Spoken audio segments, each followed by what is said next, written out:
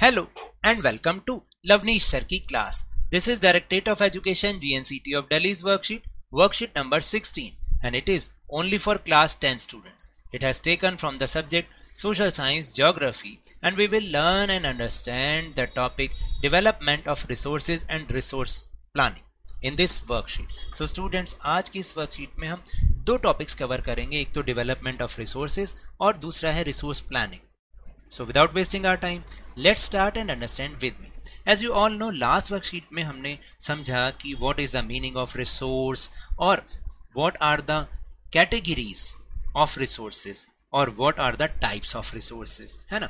तो आज की इस वर्कशीट में हम जो समझ रहे हैं वो है डेवलपमेंट ऑफ रिसोर्सेज, जिसमें हम सबसे फर्स्ट जो टॉपिक डिस्कस करेंगे that is challenges faced in development of resources. यानी रिसोर्सेज के डेवलपमेंट में हम कौन कौन से चैलेंजेस फेस करते हैं. जैसे first is depletion of resources. देखिए, डिप्लीशन ऑफ रिसोर्सेज का मतलब है कि आप देखिए कि किस तरह से जो ह्यूमन बीइंग है वो उसको यूज़ करते ही जा रहे हैं अनडाउटली, मतलब क्या बोलते हैं उसको, कि जैसे कि वो बस यूज़ करते ही जा रहे हैं बिना सोचे समझे यूज़ करते जा रहे हैं. इससे क्या हो रहा है कि जो रिसोर्सेज है उसका डिप्लीशन हो रहा है, खराब हो रहे हैं और हमें पता नहीं, हम कोई प्लानिंग नहीं कर रहे और बस जैसे मर्जी उसको यूज़ कर रहे हैं. तो इससे क्या हो रहा है, डिप्लीशन हो रहा है ना.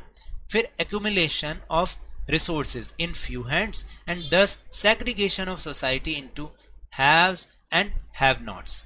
दैट मीन्स इसका मतलब क्या होता है कि जो रिसोर्सेज का एक्यूमुलेशन है, यानी वो क्या है कि ज़्यादातर जो मैक्सिमम रिसोर्सेज हैं वो कुछ फ्यू हैंड्स में है. दैट मीन्स बहुत few peoples are there which use maximum resources, और बहुत ज़्यादा पॉपुलेशन ऐसी है कि जिनके पास क्या है, वो रिसोर्सेज है ही नहीं, उनकी बहुत ज़्यादा कमी है.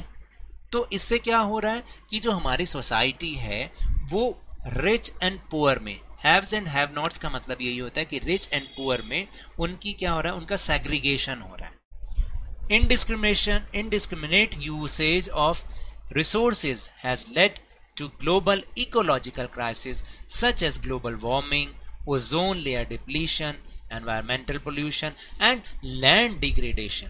इसका मतलब क्या है कि इनडिस्क्रिमिनेट यूसेज ऑफ रिसोर्स का क्या मतलब हो रहा है कि भाई हम उसको बिना सोचे समझे हम उसको यूज़ करते जा रहे हैं. जो भी रिसोर्सेज अवेलेबल हैं हम उनको बिना सोचे समझे रिसोर्स को यूज़ कर रहे हैं. तो इससे क्या हो रहा है कि ग्लोबल इकोलॉजिकल क्राइसिस, यानी कि पूरे विश्व में, पूरी दुनिया में बहुत बड़ी प्रॉब्लम्स जनरेट हो रही हैं. जैसे कि ग्लोबल वार्मिंग, आप जानते हैं ना कि ग्लोबल वार्मिंग से हमारी अर्थ का temperature day by day increase हो रहा है, जिससे कि सब चीज़ें बिगड़ रही हैं. इवन जो साइकिल ऑफ सीजन है वो भी चेंज होते जा रहे हैं. फिर ओजोन लेयर डिप्लीशन है, ओजोन लेयर ख़त्म हो रही है, ख़राब हो रही है. एनवायरमेंटल पोल्यूशन हो रहा है और लैंड डिग्रेडेशन, यानी हमारी जो लैंड है जो कि सबसे मेन रिसोर्स है वो ख़राब हो रहा है. Next topic is what is sustainable development and why is it important. Sustainable development क्या है और ये हमारे लिए क्यों ज़रूरी है. सो let's know the meaning of sustainable development. An equitable distribution of resources is required for sustained quality of life and global peace. कहने का मतलब ये है कि जो भी रिसोर्सेज हैं उनका डिस्ट्रीब्यूशन जो है वो इक्वल होना चाहिए, ताकि जो सभी की लाइफ है वो बहुत अच्छे से क्वालिटी वाली हो, यहाँ तक कि पूरी दुनिया में शांति भी बनी रहे. आपको पता है कि कुछ कंट्रीज़ के बीच वॉर जैसी सिचुएशन इसलिए बनी रहती है क्योंकि क्या है कि कुछ कंट्रीज़ के पास तो they are rich in resources और कुछ लोगों के पास स्कैसिटी है, उसकी बहुत ज़्यादा स्कैसिटी है, बहुत ज़्यादा कमी है. This calls for resource planning for sustainable existence of all forms of life.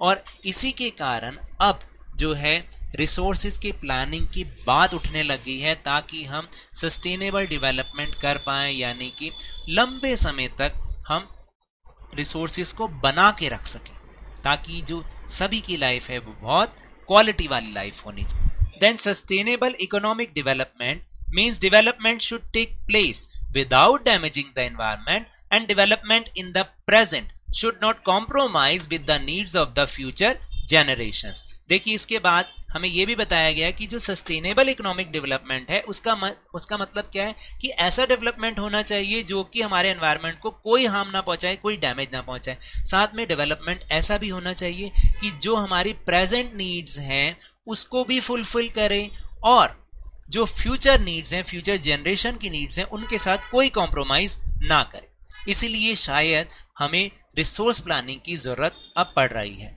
So now will understand about the need for resource planning. अब हम समझेंगे कि आखिर रिसोर्स प्लानिंग की जरूरत क्यों हुई।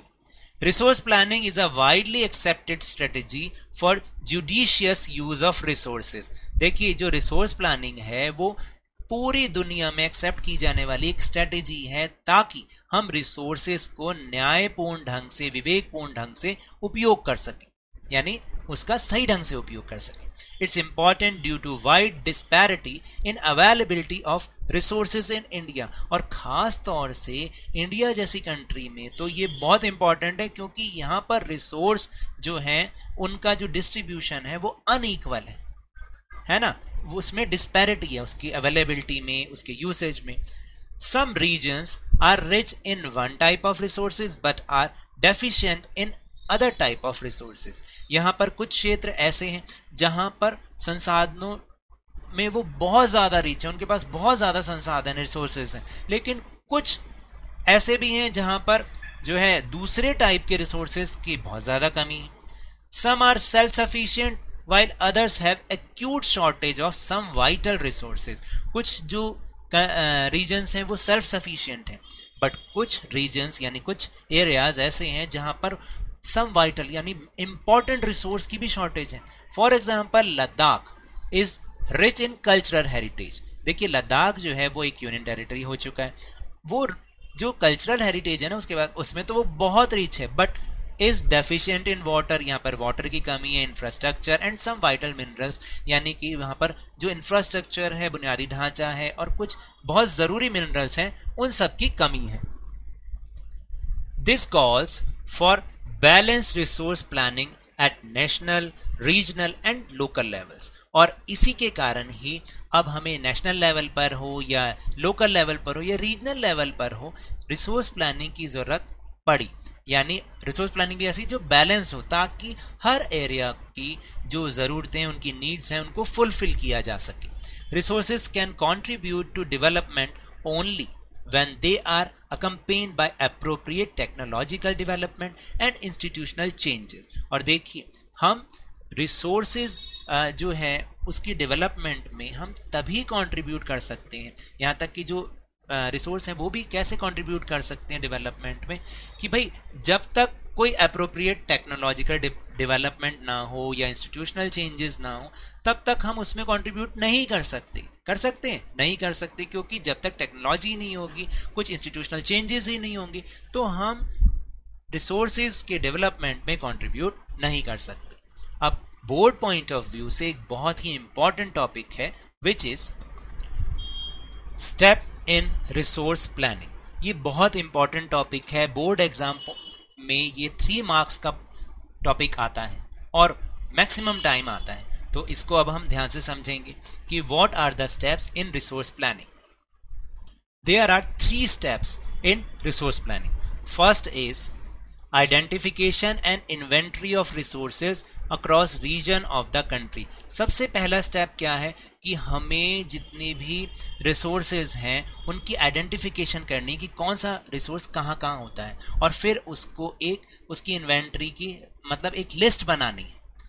और ये हम कैसे कर सकते हैं? Surveying, mapping, quantitative and qualitative estimation उसके जरिए, एंड मेजरमेंट ऑफ रिसोर्सेज। ये कुछ मेथड्स हैं जिनके थ्रू हम आइडेंटिफिकेशन कर सकते हैं और उनकी लिस्ट को फॉर्म कर सकते हैं। This is the first step of resource planning. Second step is evolving a planning structure endowed with appropriate technology, skill and institutional setup for implementing resource development plans। यानी कहने का मतलब ये कि जब हमने आइडेंटिफिकेशन कर ली, उसकी लिस्ट बना ली, अब एक सूटेबल टेक्नोलॉजी हमारे पास होनी चाहिए, स्किल होनी चाहिए, इंस्टीट्यूशन होने चाहिए जो कि उस प्लानिंग को हम इम्प्लीमेंट कर सकें, ठीक है।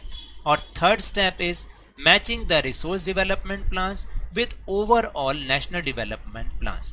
फिर क्या करना है, जो नेशनल डेवलपमेंट प्लान है यानी पूरे देश के लिए हैं और जो हमने रिसोर्स डेवलपमेंट प्लान बनाया उनको आपस में मैच करना है ताकि पूरे कंट्री को इसका बेनिफिट मिल सके। Now will move the topic conservation of resources which are most important in present times. देखिए कंजर्वेशन ऑफ रिसोर्सेज की जरूरत क्यों पड़ी, क्योंकि अनडिस्क्रिमिनेटली ह्यूमन बीइंग किसी भी रिसोर्स को यूज करते चले जा रहे हैं, चाहे वो पेट्रोल हो, चाहे वो वुड हो, लकड़ी हो, चाहे कोल हो। आपने देखा है ना कि बस यूज करते जा रहे हैं, उन्हें ऐसा लगता है कि शायद ही कभी खत्म ही नहीं होंगे, बट ट्रुथ आर डिफरेंट। क्या है कि दे आर लिमिटेड, वो कभी ना कभी खत्म होंगे, तो इससे हमें उसको कंजर्व करना बहुत ज़रूरी है। Irrational consumption and over utilization of resources में lead to socio economic and environmental problems. देखिए हम किसी चीज़ को ओवर यूज़ कर रहे हैं या उसका इर्रेशनल कंजम्पशन कर रहे हैं रिसोर्सेज का, तो इससे क्या होगा कि हमें सोशियो इकोनॉमिक और एनवायरमेंटल प्रॉब्लम फेस करनी पड़ेगी। Thus conservation of resources is needed at all levels। इसलिए रिसोर्सेज को कंजर्व करना सभी लेवल्स पर बहुत ज़रूरी है। Gandhi ji said there is enough for everyone's need and not for anybody's greed। देखिए बहुत अच्छी सेइंग थी, उन्होंने जो कहा था कि यहाँ पर सभी की ज़रूरतों को पूरा करने के लिए पर्याप्त रिसोर्सेज हैं, बिल्कुल सफिशिएंट रिसोर्सेज हैं, बट किसी की ग्रीड को पूरा करने के लिए रिसोर्सेज जो सफिशिएंट भी हैं वो इनसफिशिएंट हो जाएंगे, यानी किसी के लालच को पूरा करने के लिए नहीं। He was against the mass production, वो जो बहुत बड़े पैमाने पर उत्पादन हो रहा है उसके खिलाफ थे, and wanted to replace it with production by masses. वो इसको किससे रिप्लेस करना चाहते थे कि ज्यादातर लोगों के द्वारा ये प्रोडक्शन हो। ऐसा नहीं कि मास लेवल पर प्रोडक्शन हो, बल्कि ज्यादा से ज्यादा लोग उस प्रोडक्शन में लगें, इस चीज को वो कहते थे। So now will move on question answer section. So the first question is what do you mean by sustainable development and how is it beneficial in long run। देखिए क्वेश्चन के आंसर थोड़े बड़े जरूर हैं लेकिन नंबर के हिसाब से बिल्कुल ठीक हैं, क्योंकि ये 3 मार्क्स के और 5 मार्क्स के क्वेश्चंस हैं। तो let's see what is the answer। Sustainable development is development that meets the needs of present without compromising on the ability of future generations to meet their own needs। कहने का मतलब ये है कि sustainable development वो development है जो कि फ्यूचर जनरेशंस की नीड्स को पूरा करने के लिए जो प्रेजेंट जो ज़रूरतें हैं उनको पूरा करने के लिए फ्यूचर जनरेशन की ज़रूरतों के साथ कोई कॉम्प्रोमाइज़ नहीं करता। It is very beneficial in the long run as it not only meets the needs of the present but also the needs of the future generations। और लॉन्ग रन में कैसे बेनिफिशियल है, क्योंकि ये ना केवल प्रेजेंट जनरेशन की needs को पूरा करता है बल्कि फ्यूचर जनरेशन की नीड्स को भी पूरा करता है। कौन? Sustainable development. Now next question. Some regions are very rich in resources yet they are underdeveloped। What can be the reason?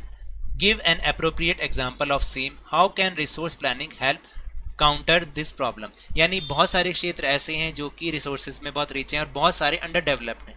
इसका क्या कारण हो सकता है, आपको एक एग्जांपल के थ्रू इसको समझाना है और ये भी बताना है कि रिसोर्स प्लानिंग इसमें कैसे हेल्प कर सकती है। लेकिन उससे पहले एक ज़रूरी इन्फॉर्मेशन, मैंने अब टेलीग्राम का एक चैनल बनाया लवनीश सर की क्लास के नाम से, जिसका लिंक मैं अपनी हर वीडियो के डिस्क्रिप्शन में दे रहा हूं।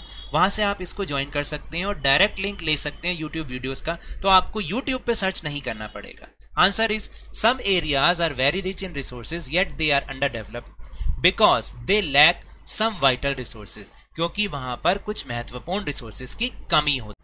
देखिए हमने इसमें एक एग्जांपल भी दिया है कि for example Ladakh is rich in cultural heritage but lacks water infrastructure and some important minerals. यानी लद्दाख जो है कल्चरल हेरिटेज में बहुत रिच है लेकिन वहां पर पानी, इंफ्रास्ट्रक्चर और बहुत सारे दूसरे जो मिनरल्स हैं उनकी कमी है।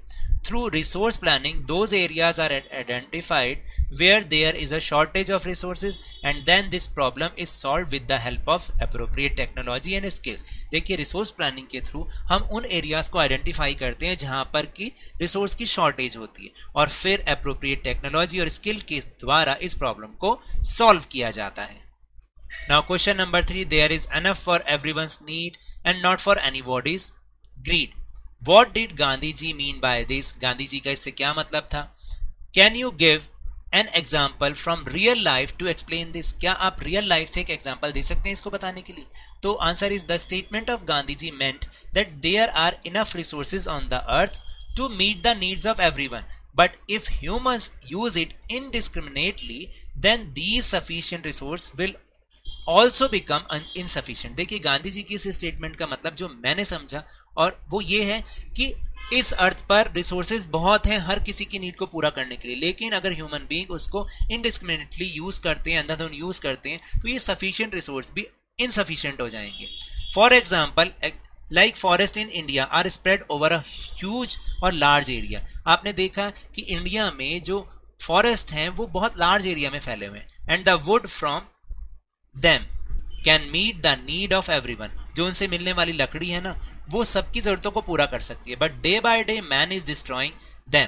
और दिन प्रतिदिन जो मनुष्य है वो उसको खराब करता जा रहा है. ड्यू टू हिज ग्रीड, उसके लालच के कारण we are facing many problems. हमें बहुत सारी प्रॉब्लम्स फेस करनी पड़ रही है. So now that's all for this worksheet. अगर मेरे इस तरह समझाने से अब आपको समझ में आने लगा तो इस चैनल और वीडियो को लाइक दीजिए, शेयर कीजिए और सब्सक्राइब कीजिए और जल्दी से जल्दी अपने इस चैनल के सब्सक्राइबर को 50K तक पहुंचा दीजिए. But remember, when ever you will go outside please wear your mask. और जब भी आपकी टर्न आए कोरोना की वैक्सीनेशन जरूर कराएं, क्योंकि कोरोना को हराना है और जिंदगी को एक बार फिर से सुहाना बनाना है. इसी उम्मीद के साथ थैंक यू वेरी मच.